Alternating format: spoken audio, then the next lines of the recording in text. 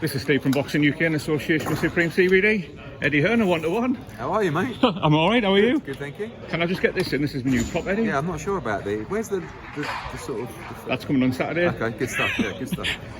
We haven't got the back end ready, we only have to do it a little bit at a time. You're all branded up now and everything. I remember you when you just, you didn't even have one of those lights. I think you had a Samsung or something, or one of those old Nokias. It'll be a camera on Saturday. Oh, well, impressive. Eddie Hearn, we're here in Manchester. Conor Benn. Last time we spoke with Conor in depth, they were looking at the likes of Joe Laws next, Josh Kelly next. Yeah. Does that tell you how far he's come in just a couple of years? It's amazing, and also like the response from people when fights are made. So, like, I'll give you an example.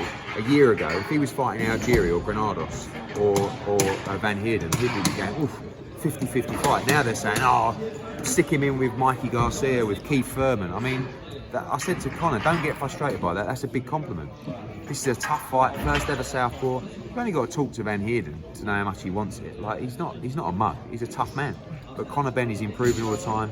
He's very spiteful. He's very aggressive. And I think the main thing in this fight is getting the experience against a southpaw and trying to beat a very tough man who's going to be a big welterweight as well. Is it an all-win fight for Conor Benn? Because if he gets rid of VanHeerden early doors, it's always a mug. Yeah, you know what? Whenever you win in life, you win, right? So when people said a no-win situation, no win don't exist, because when you win, you win.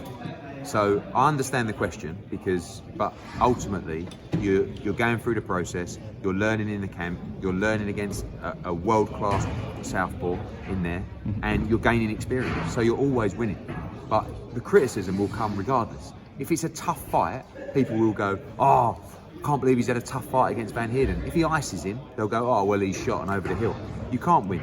So you just have to stay focused to the task ahead. And this kid is so focused, in the gym, in every aspect. He's going to go all the way, I believe. We interviewed Chris VanHeerden a couple of weeks ago, and one of the things that he gets emotional about is his father. Right, yeah. That's going to drag him through on Saturday. Well, that's what makes him a dangerous man, even more. Because you only have to have a conversation with him to know how bad he wants it.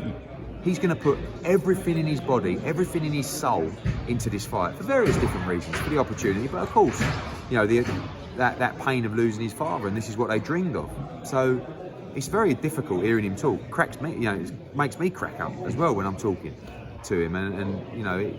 But he's a tough man, a proud man, and he ain't going over without getting iced. But he might get iced because Conor's a ferocious kid. You don't strike me as an emotional kind of fella, Eddie. I do. I'm very emotional. I cry at films and everything. But you can't imagine what he's been through. With his dad being brutally murdered like that, and when they're like the best friends. So normally it's Conor showing the emotion, but obviously rightfully so. You're seeing a lot of that from VanHeerden. Talking about emotion and getting upset, will you be upset next Saturday? No. Well, I'll be upset if Dillian Whyte loses. Yeah. Can I ask where you will be? Might go. I don't know. Never know yet. I'll probably be watching it. I'll definitely be watching it because we've worked with Dillian Whyte for a long time. I want him to win really badly. He's got a tough fight. Tyson Fury's a big favourite on paper, but Dillian Whyte can win the fight. He's very fit. He's a strong man. He can punch. So I'll give him a chance for sure. Have you had any conversations with Dillian about the whole? Because on social media, Hearn's behind Dillian Whyte's side. Yeah, absolutely not in the slightest. You've got the only conversations I've had with Dillian was about the fight. Today we spoke about Conor Benn. We've not really been talking about the fight. I've had no involvement in the contractual situation. Mate, I would never say to a fighter, don't go to a press conference. Don't do that. By the way, tactically, I think it's been quite smart. Not from a promotional point of view, but for mind game. But I don't talk, it's not like... And he'd probably tell me, shut up. But this is his decision. And he's more... Everything behind Dillian Whyte is his team, not him personally. Right? Yeah. I mean, the fighting is, obviously.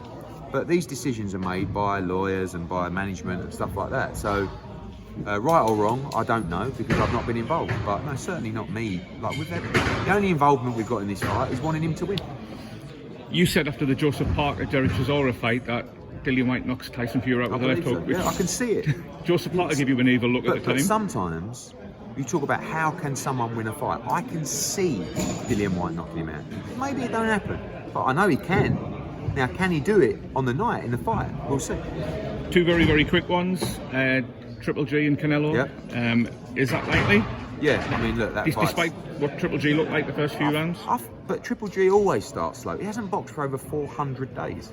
He's also making 160 again, like 9 years on. He needs to move to 168. He's a very dangerous fighter. He wants the Canelo fight. Canelo wants to bash him up.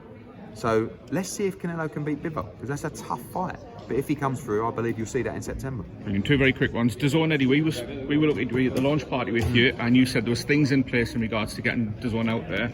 There was things like a link up with the BBC mooted, free-to-air coverage. Is there any progress on any of this? Well, there's been a lot of link up with the BBC. You know, that highlights are available across their digital platforms. Obviously, every fight is covered by the BBC, 5 live commentary as well. I mean, you've seen Conor Benn all over the BBC today with questions and answers. There's additional conversations going on with other linear partners as well. That's very important to DAZN. I keep getting the question, hundreds of them a day, about being in pubs and clubs because of the demand of DAZN, which is a great sign, by the way. If no one was asking for it, we'd be worried. But everybody wants DAZN in pubs and clubs, and that's something they're going to have to obviously secure over the summer months, and those conversations are ongoing.